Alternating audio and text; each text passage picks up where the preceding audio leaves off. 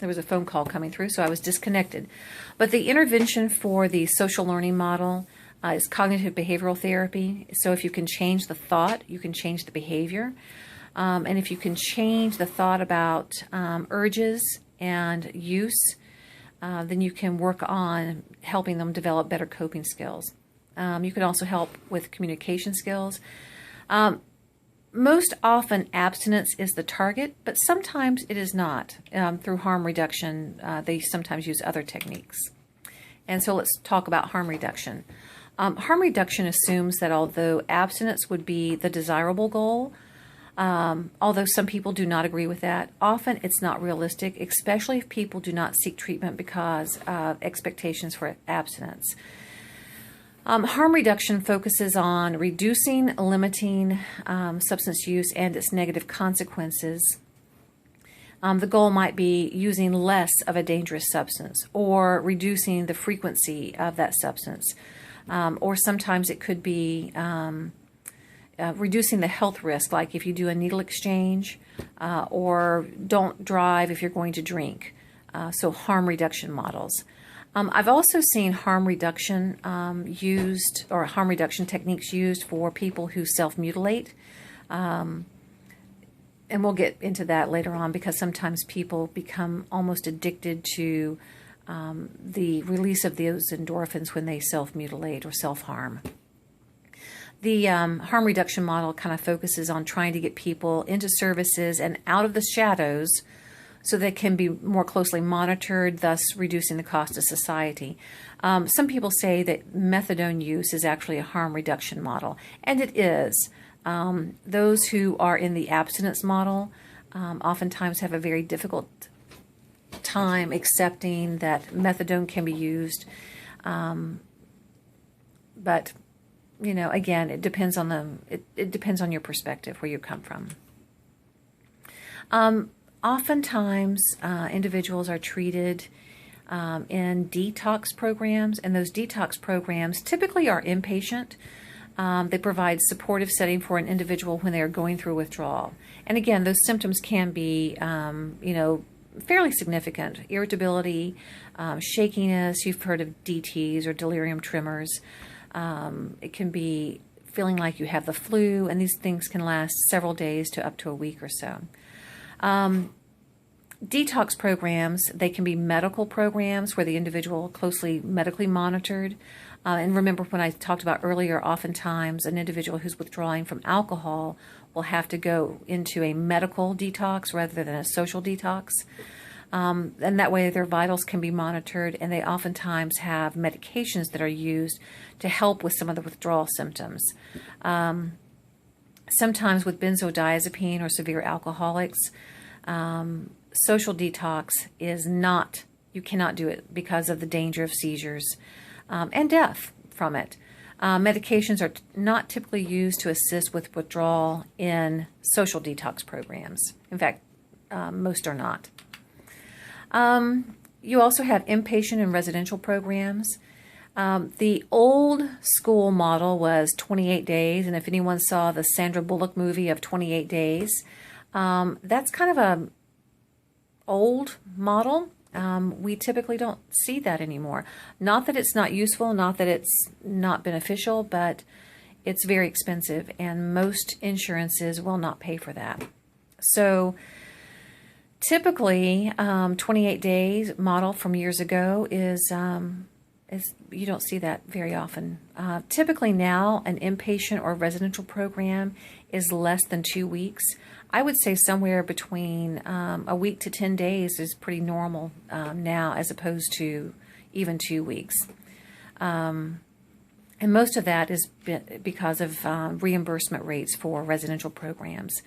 So if an individual goes detox to inpatient, they might get up to 2 weeks with a combination of the two, but then immediately put into partial hospitalization or intensive outpatient programs.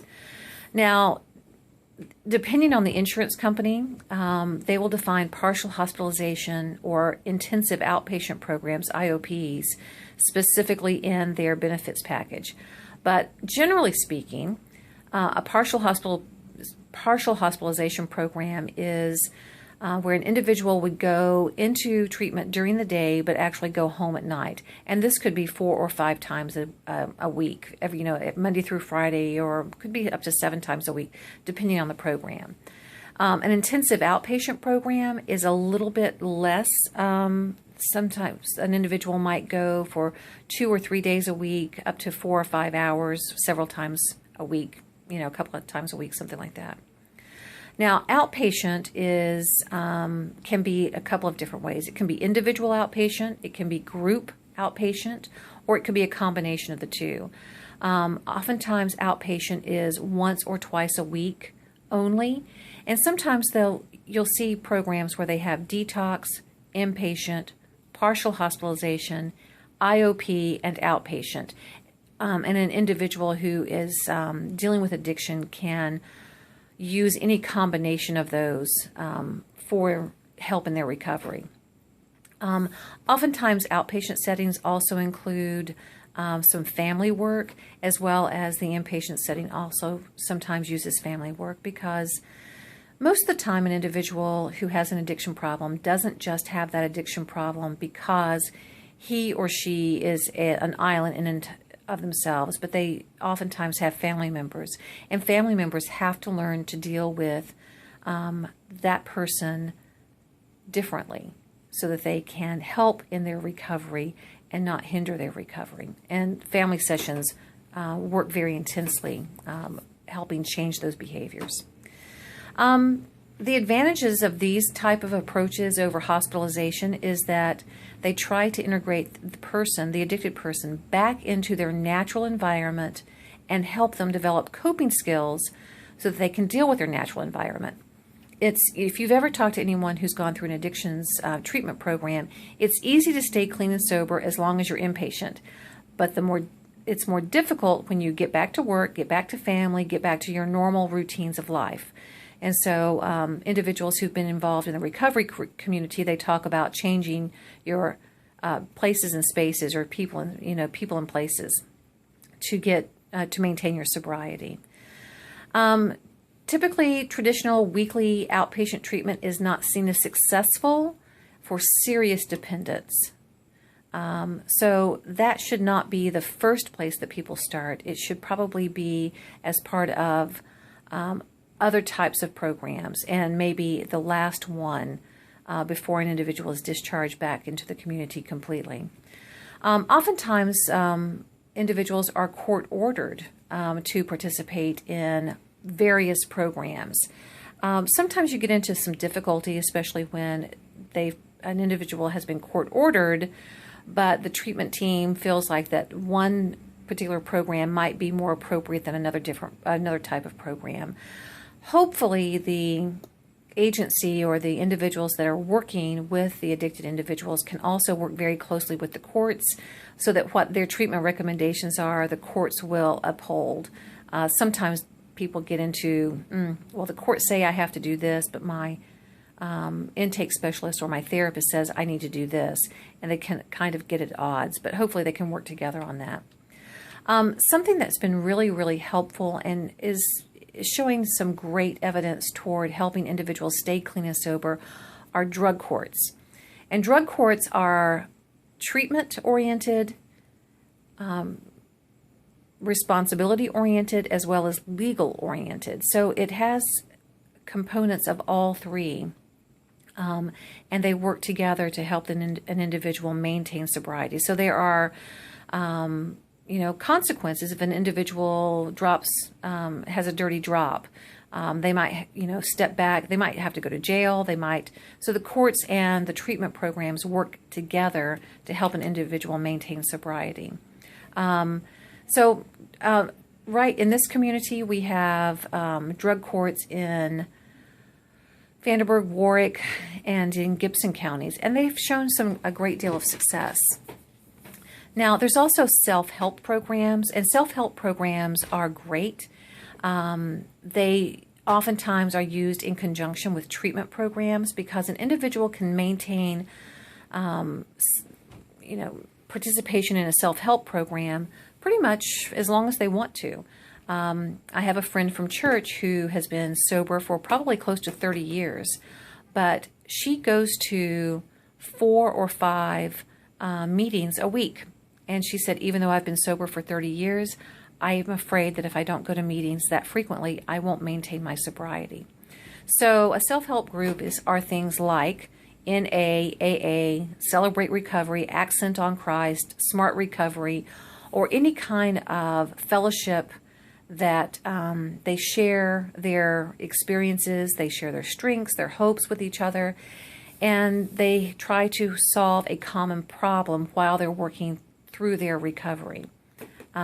It's community-based support, and they have some general spiritual principles to the recovery program. Some of them are more religious, some of them are more secular, and it depends on what the person needs. Self-help groups are very, very important. I think it's just important to find the self-help group that's appropriate for your particular recovery. So, and anyone involved in self-help or 12-step programs will tell you that as well. And then ongoing support for the recovering person significantly, exponentially increases their chances for success. And it's seen as probably the most crucial in all the treatment modalities. So ongoing support, exceedingly important. Now, there are also some pharmacological treatments in the treatment setting.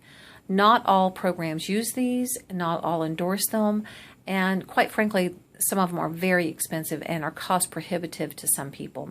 Insurance companies oftentimes will not pay for some of these, or will pay only a certain percentage of it. So they tend to be very expensive, and some programs don't use them. But it's the use of prescribed medication to block the effect of drugs or to reduce their rewarding effects of the drug. For example, my father was a dedicated 4-pack-a-day cigarette smoker. He was so addicted to cigarettes, and he began taking one of the medications, I believe it was Chantix, to quit smoking. And one of the things he said to me was, he was smoking one day, and he just put the cigarette out, and I said, "What's wrong?" He said, "You know what? That stupid medication I'm taking just takes all the pleasure out of smoking a cigarette," which is exactly what it was supposed to do. So a lot of the medications, they block those rewarding effects of the drug, whatever that drug might be. Suboxone, methadone, those are examples of opiate. They are used oftentimes with individuals who have opiate addictions. Camprol, Antabuse, oftentimes are used with individuals who have alcohol addiction. And so, again, they can be very expensive. They do work, but oftentimes are cost prohibitive. And they're not seen as the primary treatment. It is seen oftentimes to support other kinds of behavioral changes and other kinds of recovery effects or efforts. But, you know, I think they do have some use. It's not the panacea. It's not a silver bullet by any stretch of the imagination, but they do have use in treatment programs, in some treatment programs. They also sometimes can help include appropriate management of psychiatric illnesses that help in successful recovery, such as co-occurring disorders or dual diagnosis, which someone has addiction in addition to a mental illness. And we oftentimes see that. So there are medications that can help with addiction, especially in individuals who have co-occurring disorders. Now, family intervention is important because addiction oftentimes is seen as a family illness. And I made a reference to this earlier because it impacts every single human being in that family system. The addict often uses the addict's use often originally stemmed from some sort of family dysfunction, sometimes, and sometimes the behavior is sustained by unhealthy family roles. For example, everybody's heard about the enabler. The enabler is a good-hearted person in all likelihood, but some of the things that they do actually encourage the behavior. Families that I've worked with in the past, when this kind of behavior is involved, they're not doing it to try to keep the person addicted. They're doing it because they love the person and don't want to see them suffer. So oftentimes they'll give them money, give them cars, you replace this, replace that. And the person who has the addiction issue never experiences negative consequences of their behavior. So the enabler basically isn't trying to keep them addicted, but the enabling behavior actually inadvertently keeps the individual who is addicted from experiencing negative consequences of their addiction.